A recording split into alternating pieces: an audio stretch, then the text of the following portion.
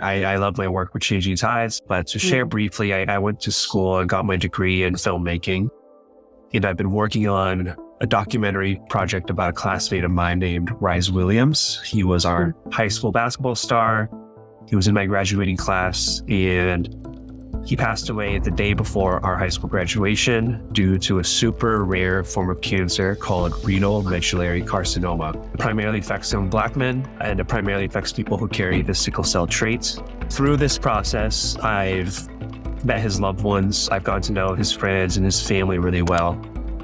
So at the time of this interview, I originally reached out to Matthew to ask him about his work with Changing Tides and his documentary filmmaking work. Little did I know, one of the subjects he was interviewing for this documentary film he was making had actually died. Here's more of what he has to say. Yesterday morning, I learned that one of our peers, had passed away. He's a year younger than me, and I just have gotten to know him better over the last few months because I interviewed him for this documentary. I've been trying to stay in touch with him.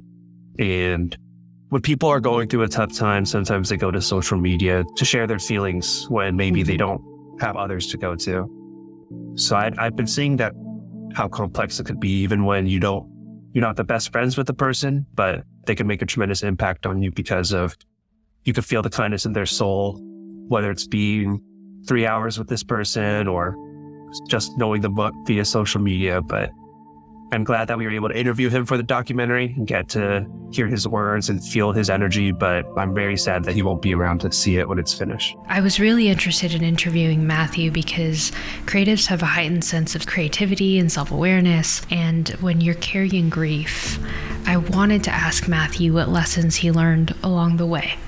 My name is Helen Garcia. You're watching Yellow Chair Collective, the podcast. And for those that are currently going through grief, I want to provide a trigger warning. Please take that in consideration before moving on with this video. So before we start this video, a couple of things you need to know. Number one, Changing Tides, the program that Matthew works for.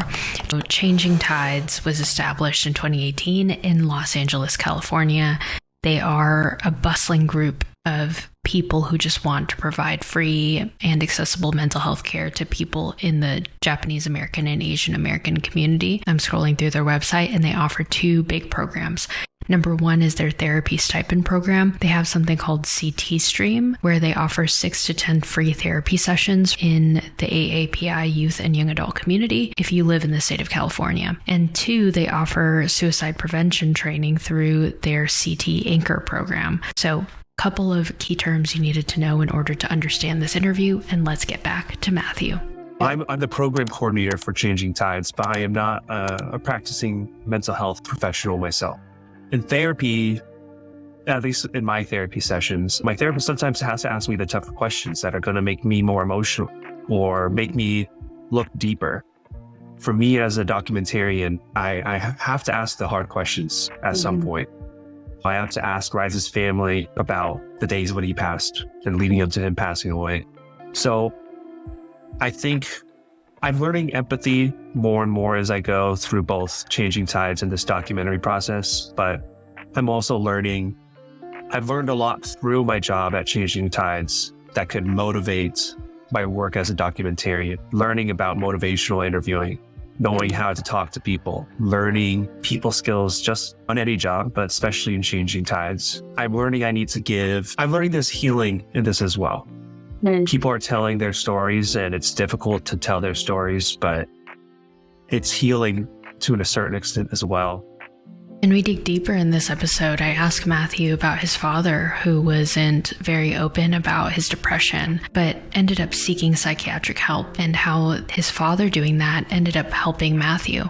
But I ask him, why do you think it was so hard for your father to verbalize his own mental health struggles? Here's more. Being a male for sure, but I think just, Asian Americans historically haven't spoken about mental health. We're Japanese American, but across different cultures, they have a different name for it everywhere. I just think for him, that was probably why he didn't talk about it. For me, honestly, in regard to vulnerability as well, I think I've always been pretty open about my own experiences. I've been pretty much an open book for as long as I can remember. Like, even when I was a little kid, I loved talking to people. So my vulnerability was just like, I want to talk to anyone. I'd be happy to talk to anyone about anything. Yeah. I just don't like to keep things within myself too much. So if I could ask for help, I usually am pretty comfortable asking for help. So I think that's where my vulnerability came in.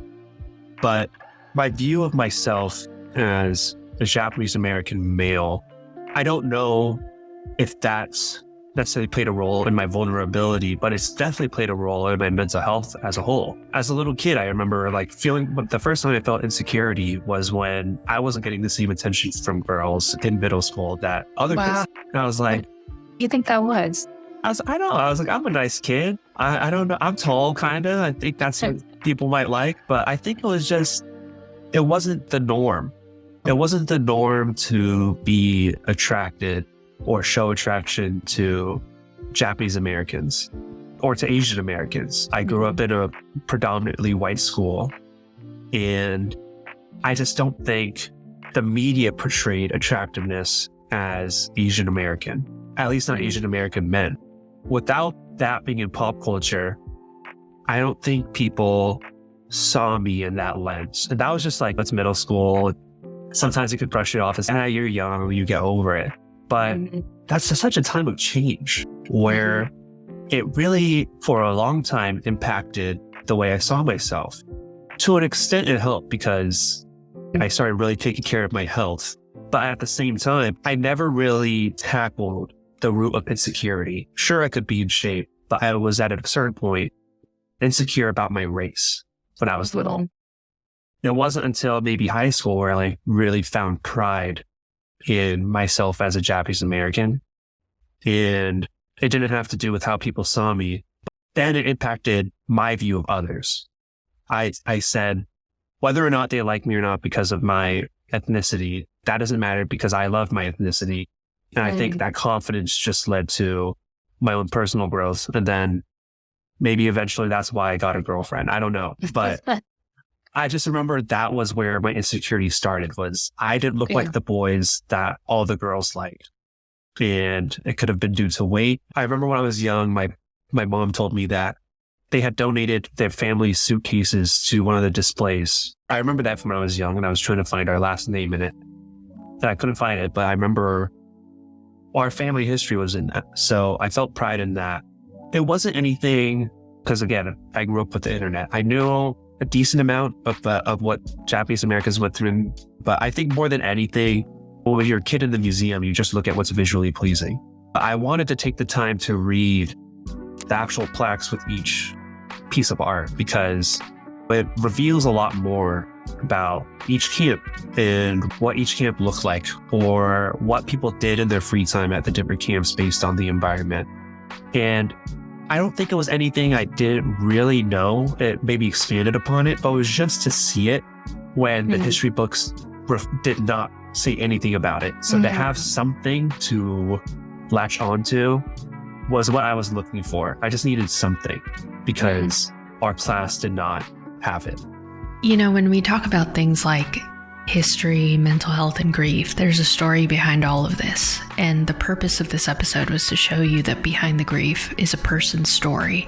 And behind someone's heritage is their family culture and their story. And today's episode was a blend of Matthew's story, Ryse Williams' story, and how to grieve.